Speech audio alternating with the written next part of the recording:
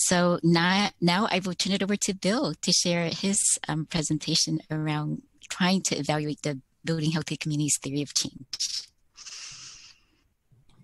Okay, thank you. So today what I'd like to do is use the BHC initiative as a case study to examine the challenges of putting strong evidence behind this work, and then just talk a little bit about some of the work we're doing to try to address those challenges and to really turn the initiative into a learning engine for all of us who are sharing this journey.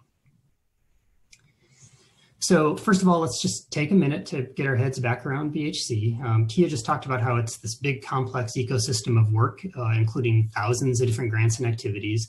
But the whole thing is built on this sort of one powerful common idea that instead of sort of investing in specific programs or services, that the best way to address community health and equity is to invest in power building, and that communities know best how to resolve their own key health challenges, and that the role of the initiative is to sort of help those communities build the power it takes to make changes in the policies and systems that set the odds for health.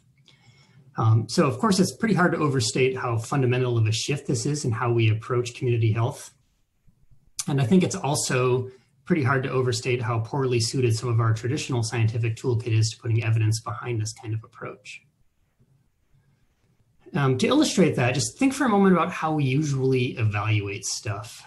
Pretty much all of our scientific tools are, for inference, they're all predicated on this idea of comparing variation across boundaries.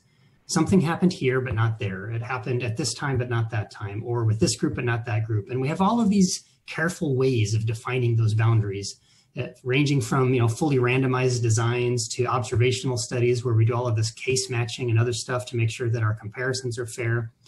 So like in the context of BHC, this might look like typically we would find some BHC sites and we would look at some similar sites that didn't have the BHC stuff going on, and we would try to compare their trends and some key outcomes over time and try to say something about whether or not we think BHC, quote unquote, worked.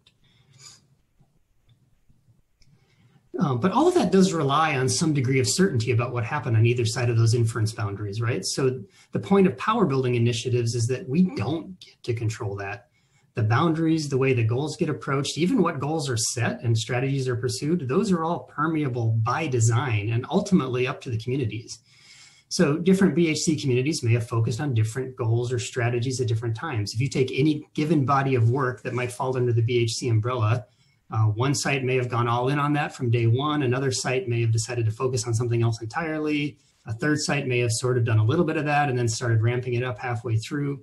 And if we just treat the whole thing monolithically, we really bias our findings toward the null, because we include a lot of stuff in the sort of treatment side of the inference boundary that really ought to still look like the comparison side of it. And this is where what Paul talked about is so important, about really understanding and digging into that sort of local context when we start doing this kind of work. So to really evaluate BHC in the spirit of what Paul was talking about, or any other power building initiative, I think we need to really develop context-rich approaches that create more thoughtful boundaries for inference.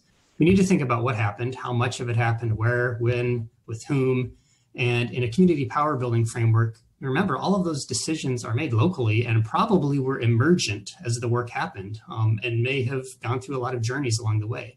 So the answers in the context are going to vary across sites. Now, normally as scientists, we consider variation in your treatment or your intervention, we approach it as unwelcome noise. And we got to flip that on its head. We need approaches that turn variation into a source of strength and an engine for learning. And the good news is that once we do that, once we develop ways to do that, we can work our way back to the toolkit that we're used to.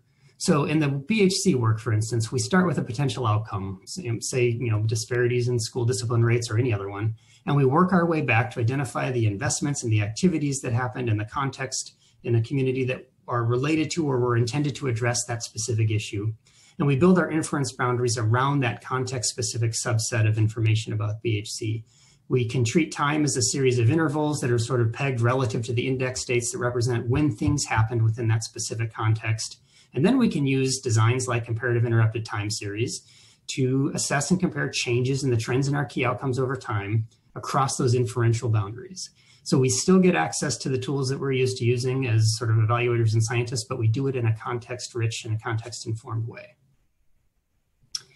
So now just because I can say all that in 40 seconds doesn't mean it's easy to do.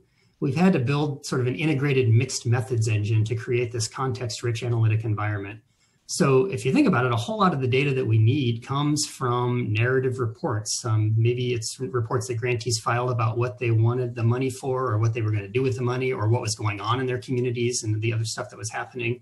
And we had to develop a way to get all of that information and collapse those narratives into discrete data that we could summarize the key aspects of what we needed to know, the sort of who, what, where, when, and how much of what actually happened when the communities got to work.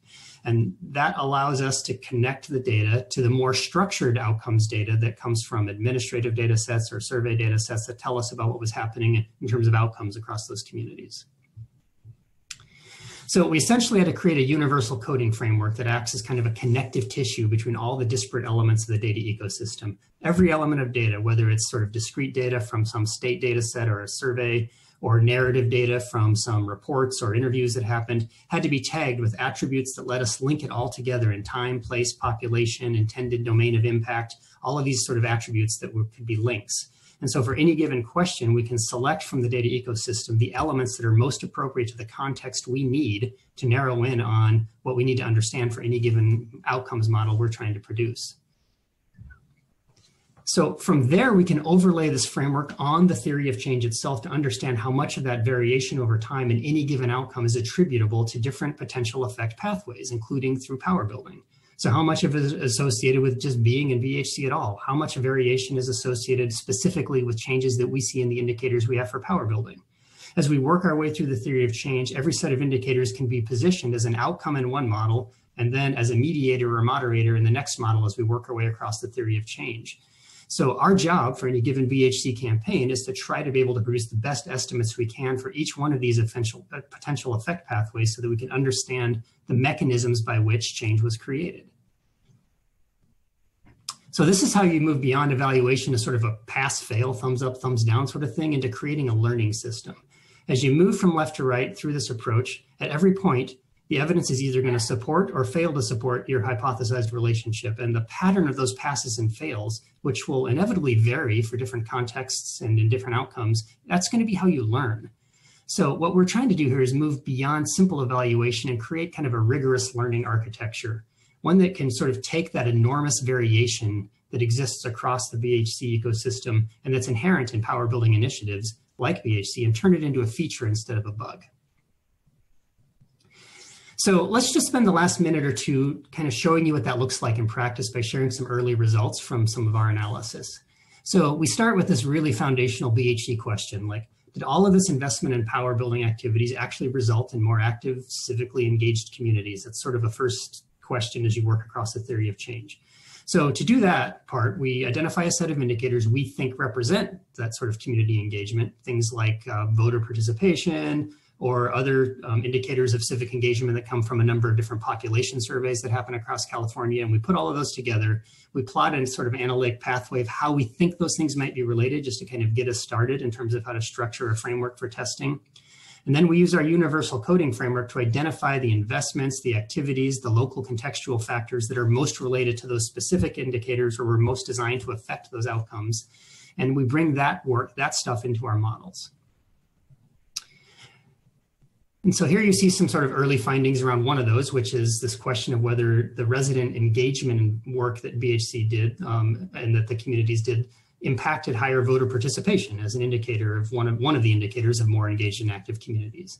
And bottom line here, you know, we sort through all this output and we're able to arrive at estimates like what you see here, where we can see that on average across BHC over the course of the decade, a $5 change in sort of per capita investments within this type of BHC work was associated with under a 0.5% increase in voting participation. So there is like a dose-response relationship there. It looked like investing in resident engagement as defined under those activities did matter in terms of this indicator of sort of engaged communities.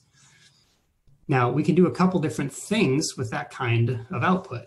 One is we can help TCE learn and adapt its own strategy, right? So we can take parameter estimates from a model like that, and we can sort of math out what that looks like in each of the communities that they're partnering with or in new communities that TCE might partner with.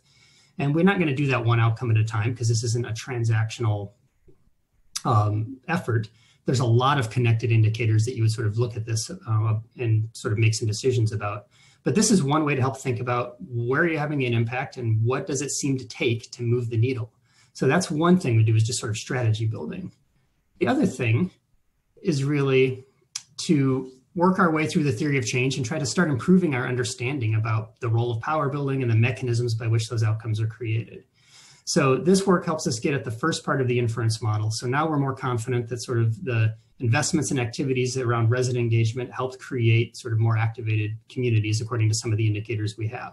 So now we move from that and start working our way across to the next step, where we pivot from using those indicators as an outcome in a model to seeing if those are a mediator in a model that examines the effects between those BHC activities and stuff further down the theory of change, all the way down to health outcomes in those communities.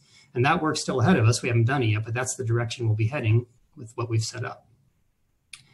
So at the end of the day, BHC represents sort of a major shift in how we collectively addressed health. And this is a pretty big deal. We have to do better than just assessing, whether it worked or not. We have to position ourselves to learn how it works, to understand for whom and in what context, so that any successes that happen out there can be sustained and replicated.